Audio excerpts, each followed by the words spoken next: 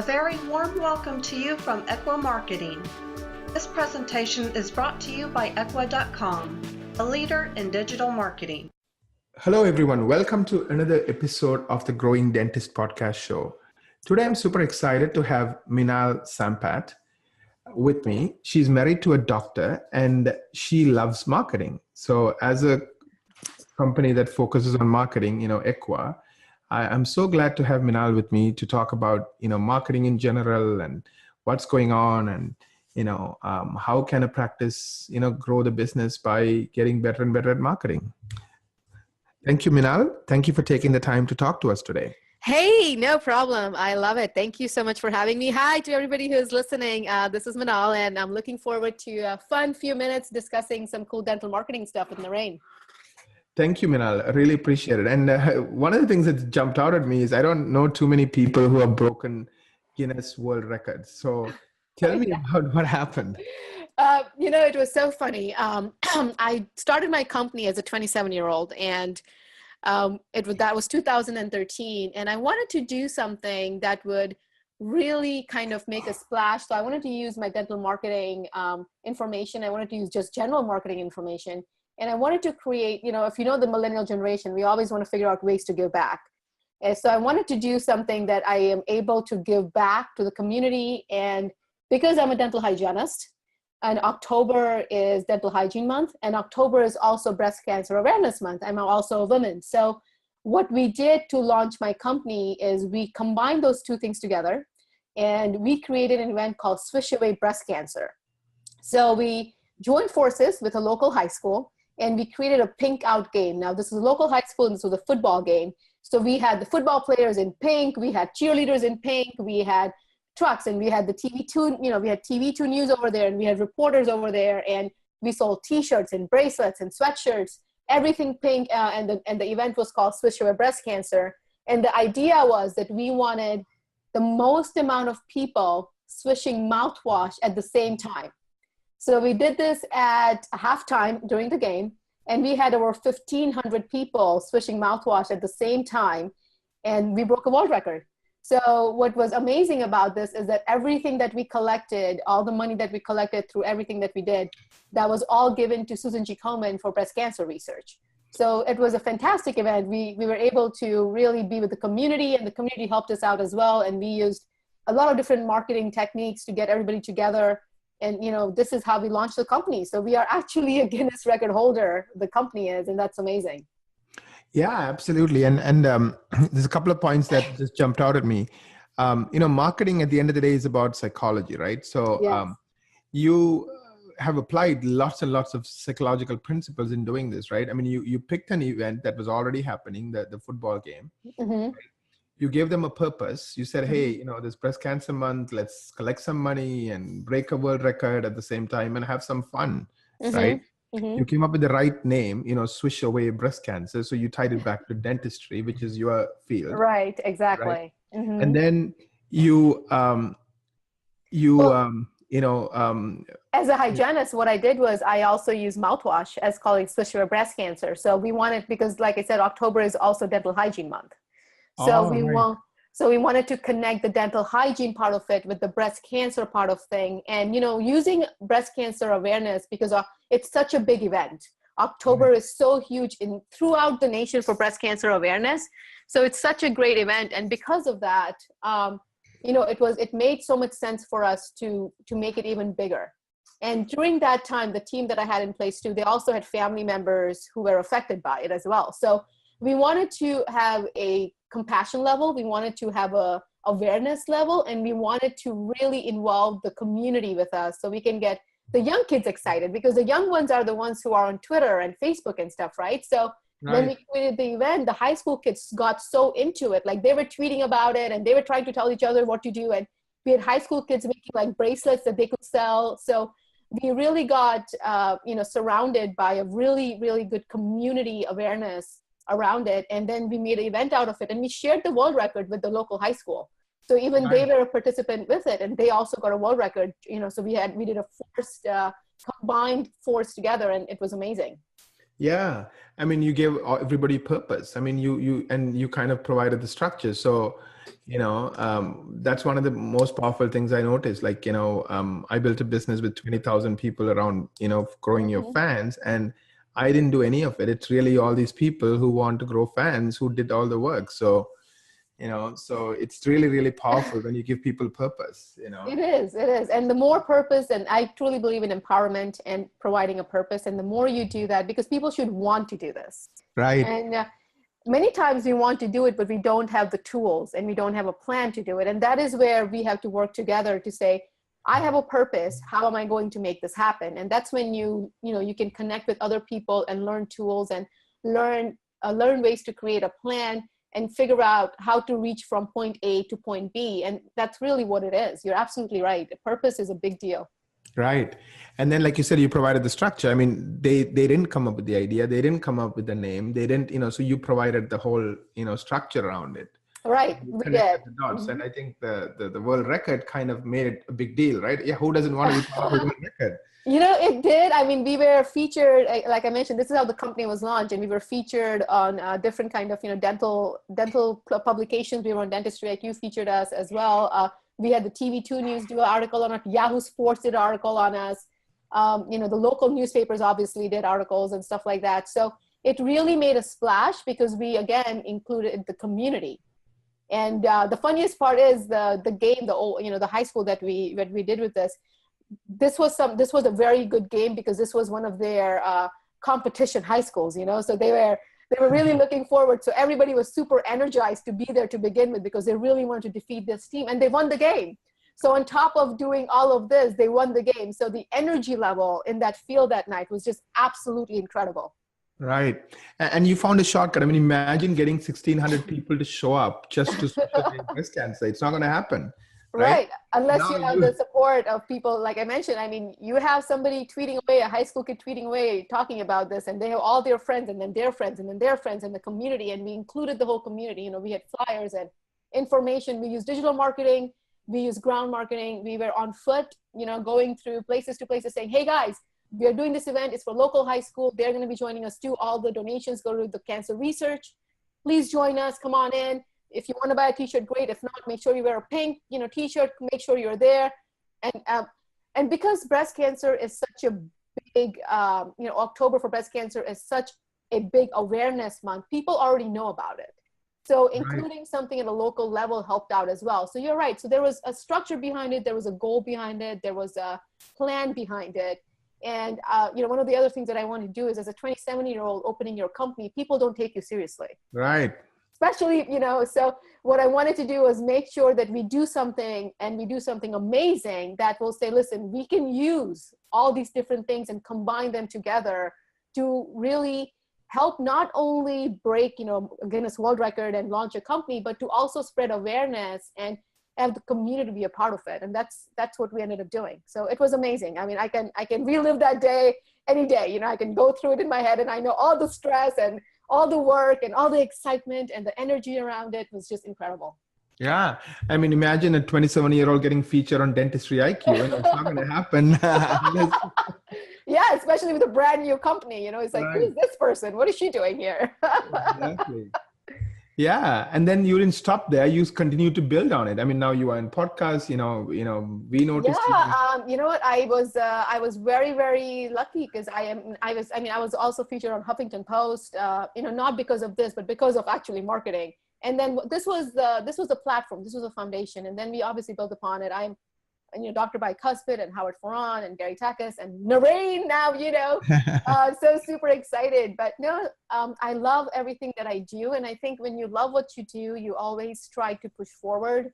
And I'm the kind of person who believes in pushing a little bit boundaries and figuring out different ways of doing things. So it's all about it. And I'm great. I'm excited to be here. So let's talk marketing. Let's discuss some stuff.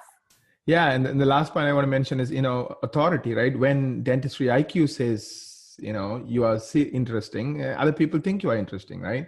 Yes. And then when Howard Ferran says you are interesting, I think you are interesting. You know what I mean? It's just the way people work.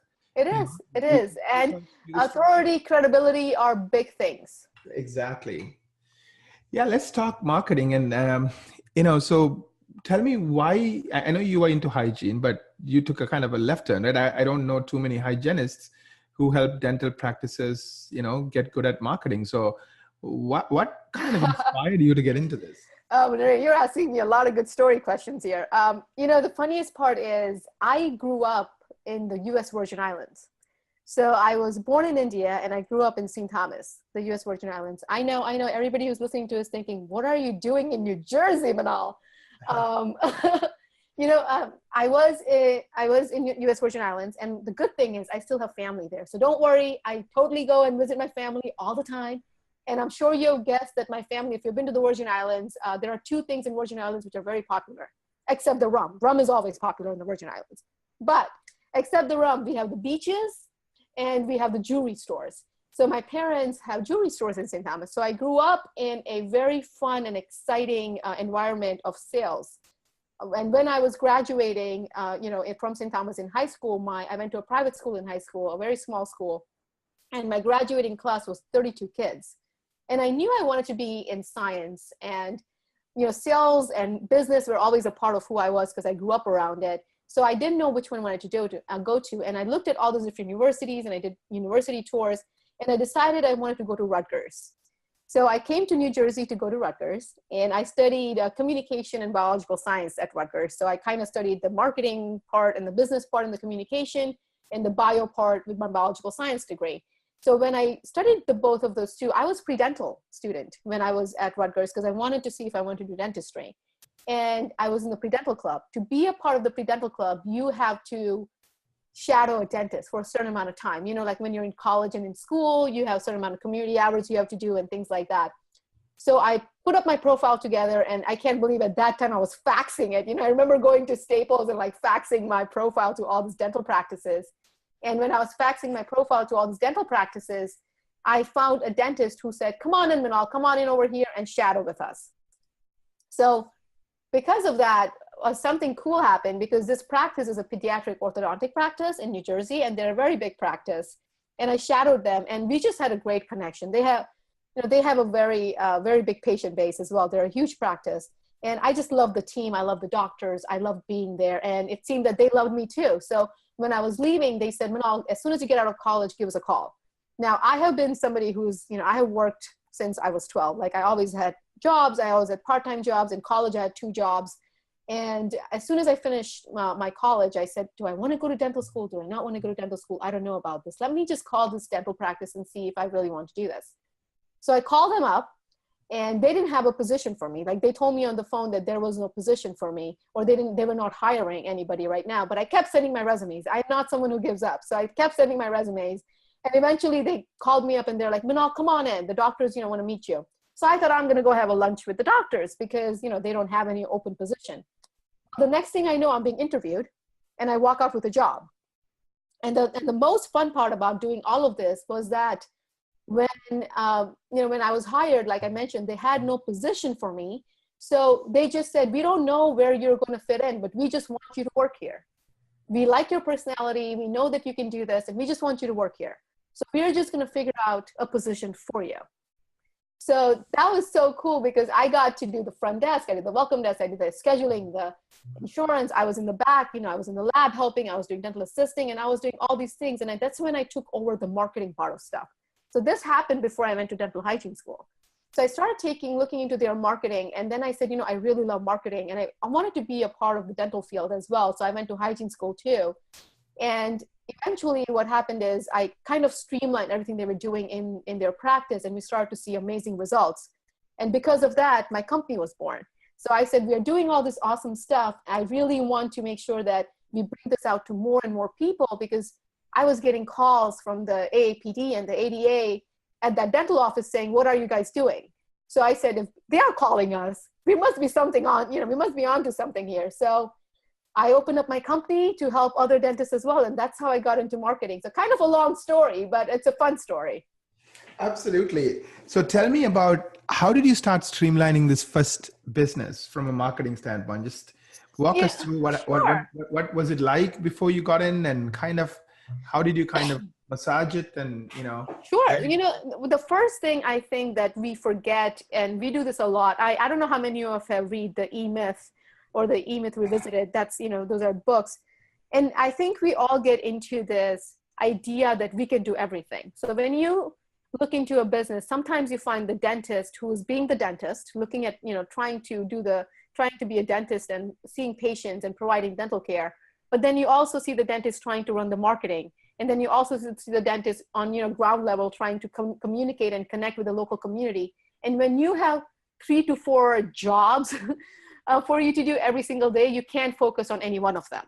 So many times what happens is that when you don't have one specific person looking into things, you're already so short on not only the manpower, but information that you're trying to gather and streamline. So that was the number one thing. So what happened is when I looked at, when I was looking into these practices, and not this practice, but every practice that I look into, I try and see who's actually the person in-house doing the marketing, who's actually helping them with, communicating with the patients, taking the pictures, putting them on Facebook, or not even putting them on Facebook, just communicating and making sure that the patients are comfortable and everybody's happy. And most of the times they don't have anybody in-house who does that. It's either the office manager who's trying to juggle so many things together, either the dentist who's doing so many things together, or a front desk employee who's trying to do everything together.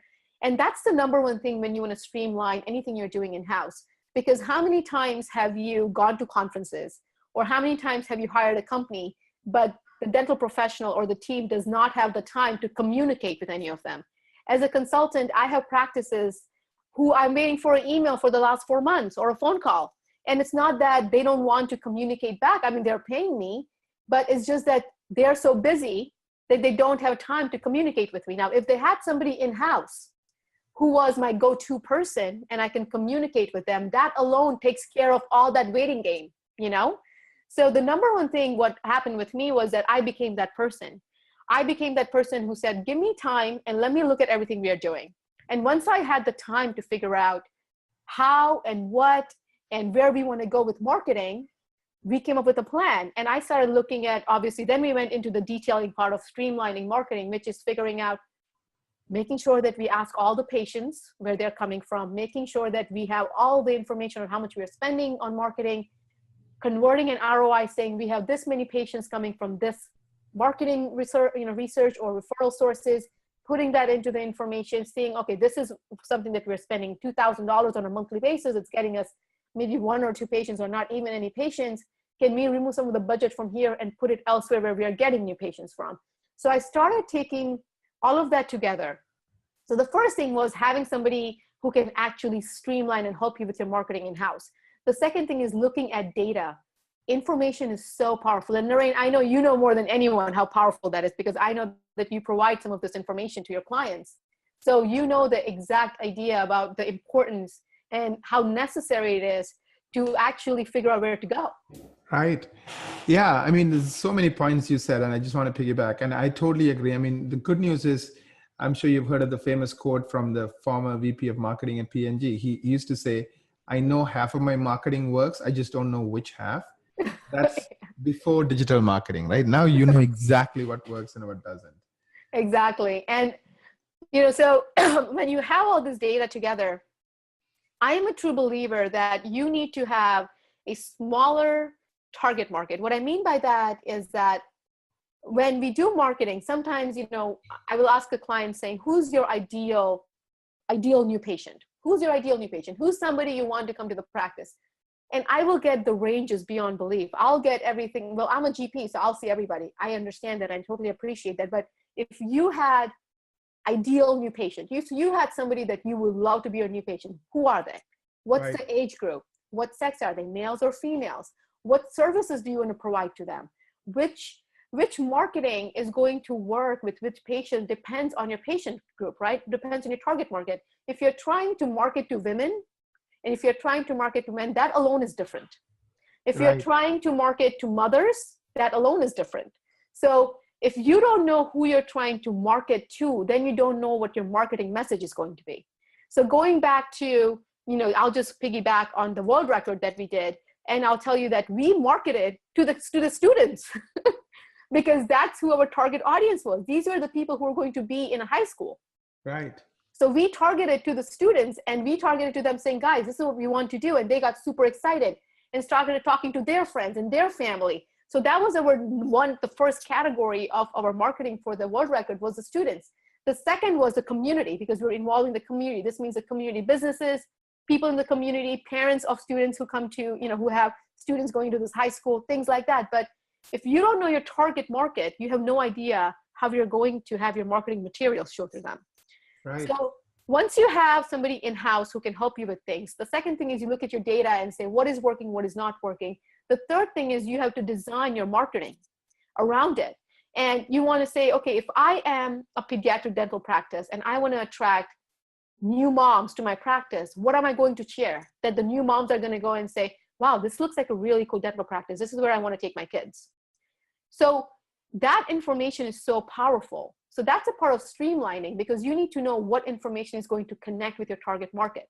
And then the last part, which I think is something that is so important because it connects it all, is evaluation.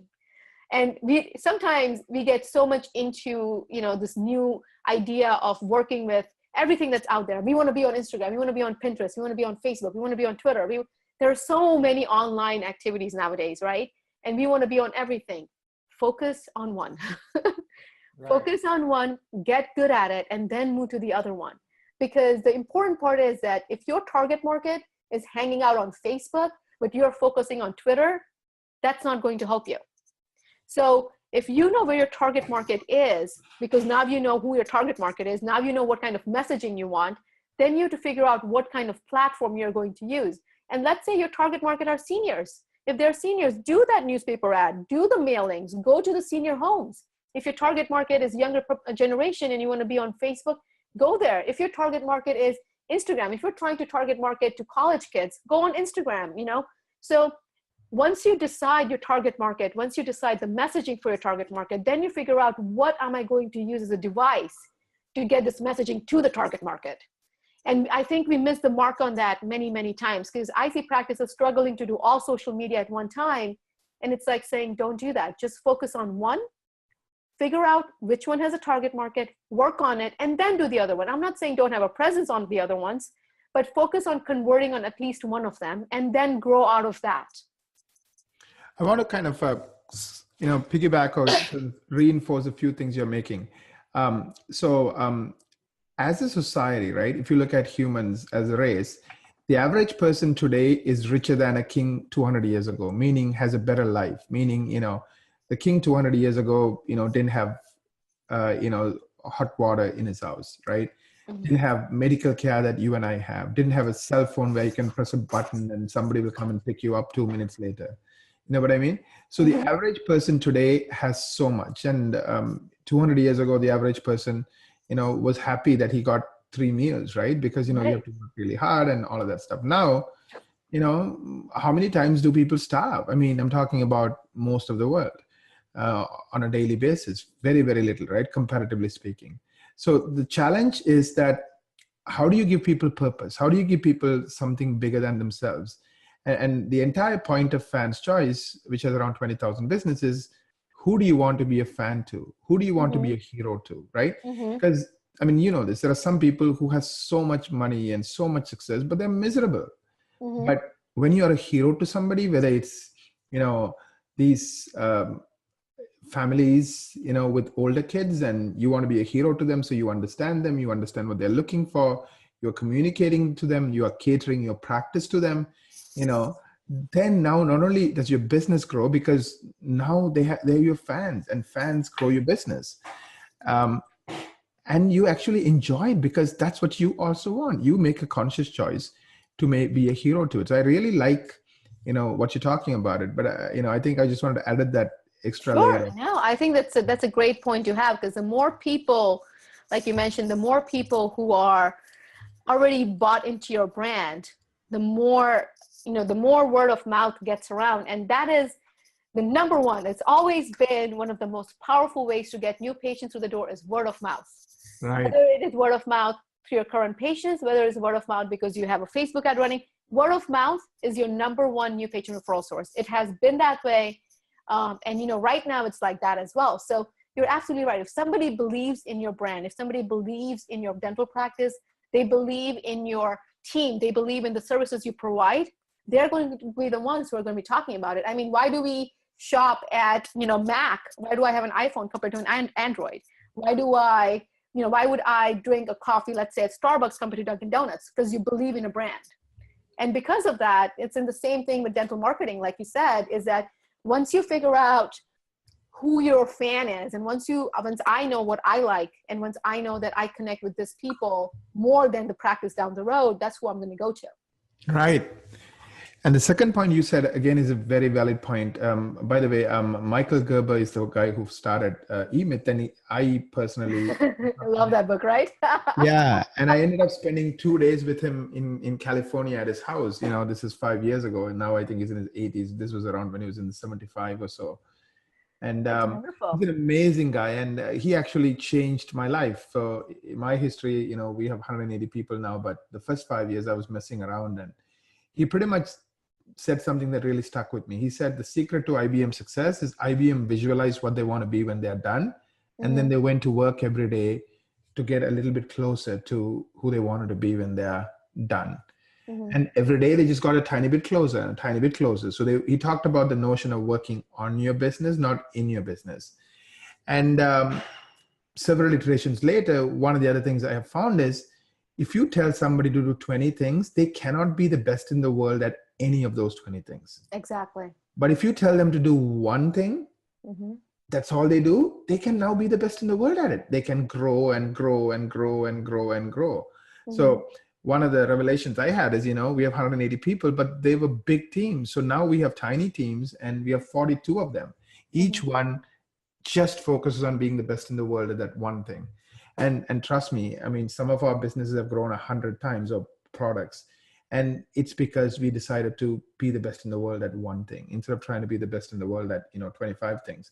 So I totally agree with what you're saying, which is that when you talked about streamlining, that giving that one person that responsibility and being very intentional or purposeful around what that responsibility or purpose is, and then giving them the freedom to kind of grow and grow and grow in that area and support. I mean, I love the fact that these dentists said, hey, we don't know what we want you to do, but we know with your brains, you're going to add value. And they gave you that freedom. They gave you that, that space, right? And that's really powerful. And, that really helped me. And this is why I have a dental marketing company. Right. I was a college kid. I didn't know if I wanted to do business. I didn't know if I wanted to do medicine or dentistry. So I was somebody who was coming out saying, what do I want to do? And I graduated in 2008. So I graduated, in a time where jobs were hard to find. And so, I was lucky that I got this job, and I just kind of walked in, and, we already had made a connection. We had networked before. They knew what I was about. They knew my ideas, and they gave me that space, and they said, Minal, okay. And, it wasn't even that. It was more like saying, I looked at it and I said, I think we should change this, this, this, and this. And I think we can do this, this, and this instead. And they're like, okay, you can focus on this. Go ahead with it. And then, the tools and ideas and streamlining came after that. I've been through so many conferences, and there's constant material that you have to keep up with. You have to learn constantly. And if you have that personality in your practice, if you have somebody that is really good at ideas, that who loves to sit down and talk about marketing, give them the time to do it. Because like you mentioned, Naren, many times we have people in the practice who can be really good at it, but they don't have the time because they have other job responsibilities. And like you said, when you have somebody doing everything, nothing gets done. Yeah. I mean, what is the famous saying, right? Jack of all trade, master of none. Exactly. And it's very, very true. You can't, as humans, we can't do 25 things and be really good at it. No. But we can do one thing and be extremely good at it. Because if that's all we are doing, and of course you have to do the thing you love. Like if you hate marketing, it's not going to work. You know what I mean? Right. So, and there are so many good tools and information. In fact, I have something launching in the fall very soon where I am going to take everything that I did, because again, this is who I was. Remember, I was a college kid, and I had the personality, I had the background, but I didn't have the goal in my head yet. And I did whatever I did. So I'm actually creating training courses and workshops, very exclusive workshops and training courses specifically for this purpose, because I want the team members in the practice to be empowered and love what they do so they can actually see success with dental marketing. Because no matter what, if you're doing marketing, you can make the phone ring, but you cannot have that phone convert into a new patient. Right. I can talk about social media all I want, and I can talk about tools, and I can talk about how to have your Facebook page organically show up higher and all these things. But if you are not somebody who's going to be sharing your practice culture, if you don't have somebody in your practice taking photos of your patients and your team, it's not going to work. No matter how you look at it, you need somebody in-house who's going to be able to communicate with other people. Could be your website company, could be your social media company, could be your consultant, could be your phone company, could be your team trainer, whoever you want. You need one person who is in charge of doing it. And because I know that I've come across this, one of the things that I tell to all the practices that I consult with, to have somebody in-house who's going to be my go-to person. And now I'm getting calls saying, Minal, can you train these people? So I'm actually creating workshops and training starting this fall specifically for this purpose. And it's because of this, because there is a need and we have to fulfill that need, and we have to empower people and then give them a structure so they know what to do. Absolutely. Yeah, this is awesome. One other thing you mentioned I want to kind of reinforce is, if you really think about marketing, you can summarize it in one sentence, which is getting more people to know you, like you, and trust you. That's it, right? That's it. Yep. Knowing is, SEO and, Equa, that's a big part of a lot of what we do. Because when people see you again and again, that's knowing, right? And you can do that with SEO, you can do that with Facebook, all that stuff. And, it's so true because, remember there used to be statistics saying that somebody has to look at your information 7 times before they make a decision. Well, unfortunately, that's no longer true because we constantly have so much information. I mean, I go on Facebook, in 1 minute, I have like 20 different things popping out at me. Right. And now it's even harder for you to show up more often on different, your potential new patients. It could be the website or Facebook. And this is why you need SEO. This is why you need to be online on places where your patients are, because they have to keep seeing you. And if they don't keep seeing you, I mean, you don't want to be annoying, but they have to keep seeing you. And if they don't keep seeing you, this is where you're going to see a drop and you're going to wonder what's going on because patients are not seeing you anymore. Right. You are totally right. I mean, in the old days, one thing, right? We wrote a magazine article that's alone would bring people, but now it's not good enough because they have so much information. Now they need to see your magazine article. They need to see you on Google. They need to like your website. They need to read good reviews. There's so many things they have to see. And I think our shopping behavior has changed as well. And I'll tell you that I practically live on Amazon. I mean, I even use Amazon for my groceries. I'm all about ease and I'm all about reviews and I'm all about buying things from people that I believe in. So in that same way, our new patients, potential new patients, they're searching for somebody they can connect with. And secondly, somebody who's going to be able to provide that. So before, you go to a medical or a dental practice, you can expect somebody to be waiting for half an hour to 40 minutes to be seen. That was expected. Like I have a dental appointment or if I have a medical appointment, even though my appointment is at 11, I probably won't be seen till noon. It's no longer the case. Right. What the competition down the road is seeing their patients in 5 minutes or 10 minutes. So I think the consumer behavior has also pushed us to do better and to be better because now the consumer can go online and write a review about you. So if you made them wait for that 1 hour, they can go onto Google and say how horrible it was and how you made them wait for 1 hour. So we not only have to focus on just marketing, we also have to focus on good marketing, and we also have to focus on actually being good. And if you write down on your website that you're going to see patients on time, you better see them on time. Right. There is no false marketing is very easy to now for the consumers to go on and talk about.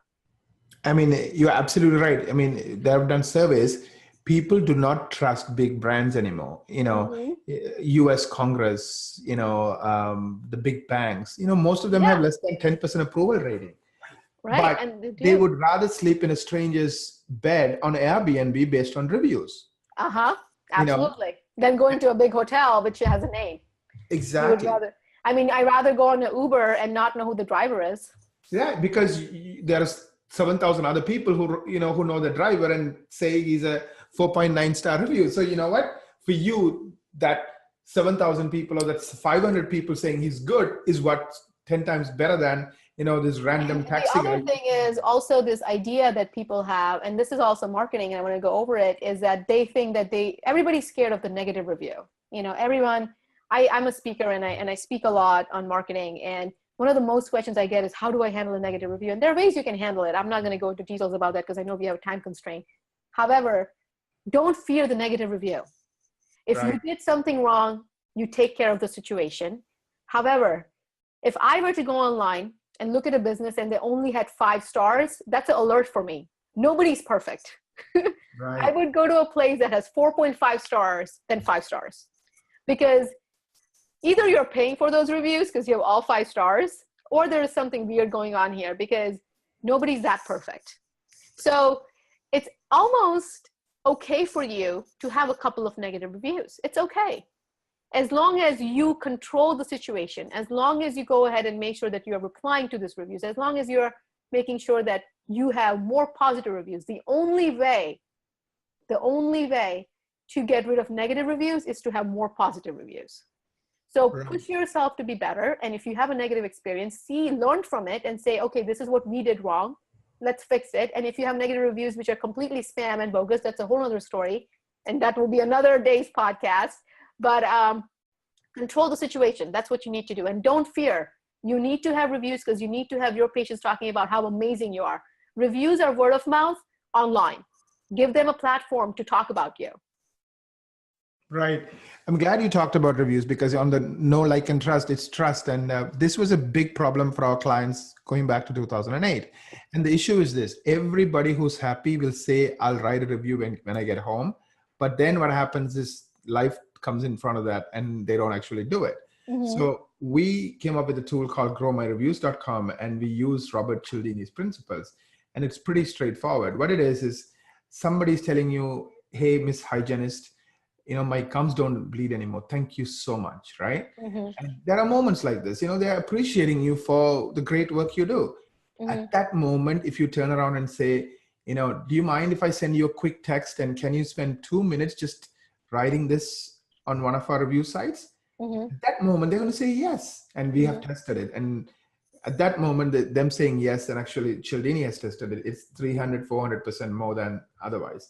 Then what the text does is it beeps, boom, it buzzes on your cell phone, right? Mm-hmm. Immediately they write the review. So we were able to kind of turn this issue of, yes, I'll write it when I get home, but never do it, to, increasing reviews through growmyreviews.com. But, and I want to paraphrase how important this is. I have a client of mine who's in Las Vegas. He's one of the top doctors in Las Vegas. And we have been working with him for like 4 or 5 years, and we do all his marketing, Dr. Wright. And his wife, who works on his practice, and they work together, said, honey, more than how great your work is, that review is much more important, because people believe that a lot more than they believe anything else. Mm-hmm. So now he personally, anytime somebody gets a complaint, says, hey, do you mind if I send you a quick text? And right then and there, at that moment, the text is sent out and the person writes a review. Mm-hmm. So I totally agree with you that, this reputation is really important. And the reason you have negative reviews is not because you run a bad practice. It's because somebody's mad at you and they want to take revenge. Right. Take revenge, or there is legitimate. There are times. So that's something that we want to talk about, is that not everybody's perfect, and there will be days where you're running behind. There will be days where you're not on your best, and somebody may go online and write about it. And what I'm saying is that you need to be able to take responsibility, and you need to be able to pick up that phone and talk to Mrs. Smith and say, hey, Mrs. Smith, this happened. I do apologize for it. We will do this and this to make sure that it doesn't happen again. This is how we're going to fix the situation. And then end that call with saying, also, would you mind removing that review now? You know what I mean? Like, control the situation so you can do that. There are times that, again, like I said, nobody's perfect. And like you mentioned, just because you got a negative review, don't take it to heart. Right. It's not personal. It's not personal. It's not personal. This is not something that's going to completely break you. You have to, again, if you have a lot of negative reviews, look at yourself, but look at the practice that's working in. But the only way to get rid of negative reviews is more positive reviews. So focus on providing that amazing experience to your patients all the time, and give them a platform to talk about you. And that's the basic thing about reviews. Right. No, I totally agree with you. I mean, And I think the reason doctors take it personal is most of them are perfectionists, right? So Yep. they kind of feel like, it's a ding against them personally, but a lot of times it's not. And a lot of times they think customer experience is just what they do to the patient, but it's not. It's the way the phone is answered. It's the way the office looks. It's the way people are greeted. It's the way the website looks. So all of these things connect. So let's say, like you said, the website says, or your review says, this is the best practice ever. They are always so nice. And that one day somebody had a bad day and, they were grumpy with the patient. Things like that happen. So sometimes it's a wake-up call. I mean, especially if it's happening again and again. But if it happens once in a while, people have bad days. And like you said, it's not really what happens to you, it's your reaction. So how do you, react to it, and how do you take care of Mrs. Smith? And right, exactly. And you have to be okay with it. I mean, you can't, like I mentioned, we do live in a world where, I mean, I am online all the time as a business professional. I am online all the time, and I am on different things. And there are times that you get weird comments or different comments, and you continue to be who you are, continue to focus on doing good, and continue to love what you do, and you just brush it off. Right. I do have to point something out. So one of the needs our clients had was, our clients are so busy being doctors, so they don't know what's really going on in their business. So we came up with a tool called healthofmybusiness.com. And what it is it's kind of an NPS survey for people who know what it is. It's Net Promoter Score. So they get a text or an email saying, hey, on a scale of 1 to 10, 10 being you love us and you would refer us to your friends, where do we stand? And if anybody's giving you a 9 or 10, they're your fans. They will do anything to help you. If anybody's giving 1 or 6, you have wronged them and they're really mad, but for whatever reason, they still are sticking around with you. Those are the ones who write negative reviews about you and hurt your business.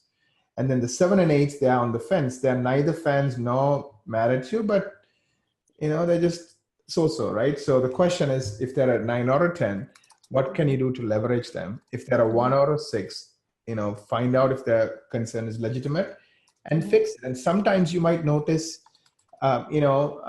you can't fix their concern. The grandma likes to spend 30 minutes talking to the doctor because she's lonely.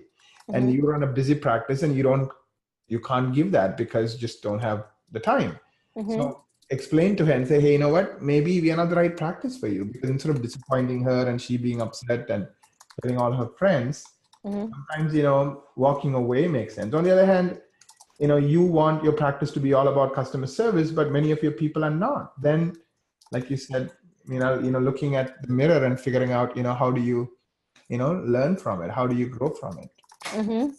And it's, once you start doing it, once you get a hold of controlling the situation, you're going to be great at it. So don't let it scare you. Reviews are there, like I mentioned, as a way for your patients to talk about how awesome you are. So continue to do that, continue to be awesome, and have systems in place so that you can actually make it easy for the patients to write those reviews, like Naren said. Thank you, Minal. Let's continue to, I know people want to ask you questions. Can you tell me a little bit about how they can find out about you? And I love the fact that you specifically focus on, creating that leader within the company who's focused on marketing and giving them the support and giving them the courage and the tools and everything else. So if I'm interested in learning more about what you're doing, or, learning more. Like I mentioned, I am all about giving great information, and I love collaborating. And I think that the more people talk about it together, the better it is. And because of that, I actually have a private Facebook group, and it's called Dental Marketing with Minal Sampat RDH. And this private dental group is for dental professionals and dental team members as well, who want to learn about dental marketing tips. This is where you have direct access to me. This is where you can ask me questions. This is where I share tips. This is where I go over like current trends. This is where I talk about the newest thing happening on Facebook or the newest thing happening on Twitter. And it's a great place for anybody in the dental field who wants to not only ask questions, but collaborate and discuss. And, the more we know from each other, the better we are. So feel free to join the group. It's a free group. It's called Dental Marketing with Minal Sampat RDH. It is a private group. So when you just click join, and you just have to wait for me to make sure that I approve you. If you heard about it from Naren, just make sure that you write down Naren on there, so we know the referral source, because we have to know these things, guys. Data collection, huge part, right? And make sure that you do that. The second thing is there are many tools and information that I use every day, including platforms like Canva, which help me create branded materials for social media, including different kind of management systems online or calendar systems that you can use with your team to make sure your marketing projects or any projects are done, like Trello and things like that. So I have all the tools.